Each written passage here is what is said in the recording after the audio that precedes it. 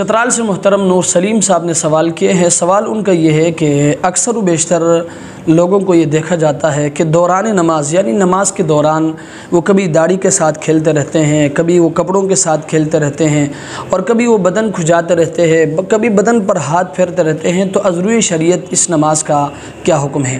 تو یاد رکھیں، مسئلہ یہ ہے کہ نماز نہایت خشوع اور خضوع اور توجہ کے ساتھ پڑھنا چاہیے۔ بلا ضرورت دوران نماز داڑھی کے ساتھ کھیلنا، اسی طرح کپڑوں کے ساتھ کھیلنا، اسی طرح بدن کھجانا، اسی طرح بدن پر ہاتھ پھیرتے رہنا، یاد رکھیں مکروہ تحریمی ہے۔ حدیث شریف میں آیا ہے کہ اللہ تبارک و تعالیٰ کو 3 چیزیں بہت زیادہ ناپسند ہے۔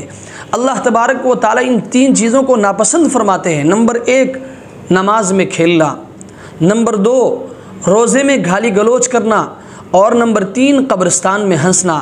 تو محترم سامعین و ناظرین، یاد رکھیں جو شخص نماز میں بلا ضرورت کپڑوں کے ساتھ کھیلتا رہتا ہے، داڑھی کے ساتھ کھیلتا رہتا ہے، بدن کھجاتا رہتا ہے اور بدن کے ساتھ وہ کھیلتا رہتا ہے، تو یاد رکھیں اللہ تبارک و تعالیٰ ان چیزوں کو ناپسند فرماتے ہیں۔ جس چیز کو اللہ تبارک و تعالیٰ ناپسند فرماتے ہیں، اگر کوئی شخص اس چیز کا ارتکاب کرتا ہے تو اللہ تبارک و تعالیٰ اس سے بہت زیادہ ناراض ہو جاتے ہیں۔